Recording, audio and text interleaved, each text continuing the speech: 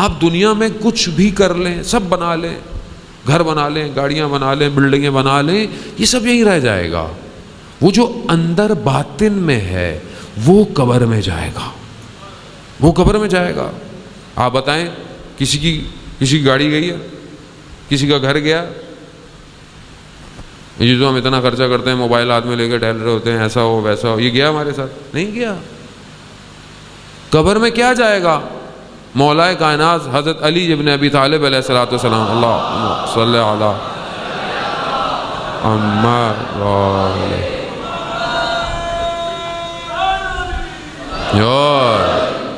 مولا فرماتے ہیں کہ تمہارے انسان کے 3 دوستوں کا گروہ ہے، 3 طرح کے گروہ. کیا؟ پہلا وہ ہے کہ جو تمہارے زندہ رہنے تک ہے، یعنی جب تک تم ہو. وہ کیا ہے؟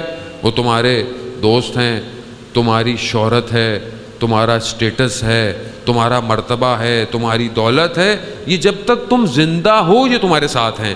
جہاں تمہاری آنکھ بند ہو یہ سب ختم ہو جائے گا. اب جو مر جاتا ہے، چاہے کوئی بادشاہ مر جائے تو کوئی یہ نہیں بولتا کہ بادشاہ ہے، بولتا مردہ پڑا ہوا ہے. پریزیڈنٹ مر جائے، کوئی منسٹر چلا جائے، کوئی بھی شخص چلا جائے، بس وہ مردہ ہے.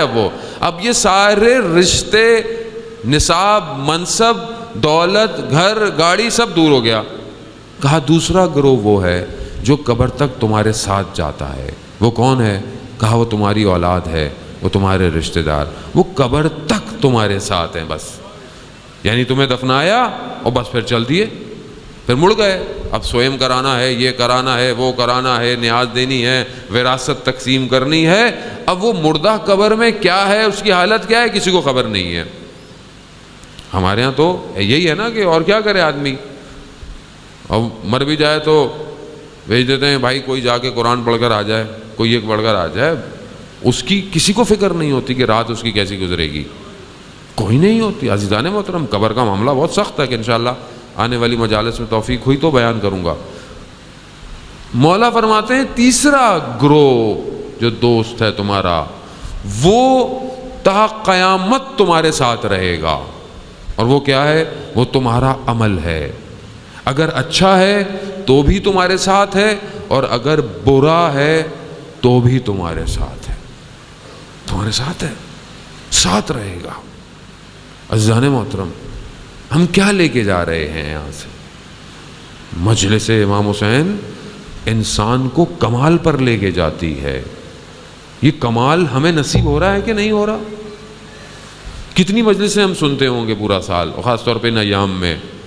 کم از کم ان 60 دنوں میں ہم 30-40 مجلسیں تو سنتے ہی ہیں کم سے کم. اور ماشاءاللہ آپ کے تو محلے میں امام بارگاہ بھی بہت ہیں، مجالس بھی بہت سلسلہ جاری ہے. 30-40 مجلسیں یا کم سے کم 10 مجلس تو انسان سنتا ہے.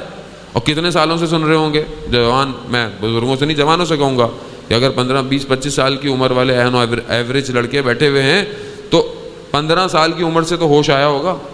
ہمارے چھوٹے بچے بھی ماشاءاللہ بیٹھے ہوئے ہیں. 10 سال باہوش مجلسیں سنی، اور ہر سال انسان کی عقل کی ارتقا بھی ہو رہی ہے. یعنی پہلے اچھے برے کی تمیز کم تھی، اب بہتر کرتا جا رہا ہے. ذرا سا جوان ہوتا ہے، ماں باپ کو کہتا ہے باپ کو کیا پتا، مجھے پتا ہے. یعنی ذہن اوپر جا رہا ہے، تو مجلس بھی اوپر جانی چاہیے تھی. 10 سال میں 10 مجلسیں ملٹی پلائی کریں، 100 مجلسیں. 100 مجلس سننے کے بعد جب میں باہر نکلوں تو کیا کبھی میرا دل چاہا کہ میں علی اکبر کی طرح زندگی گزاروں؟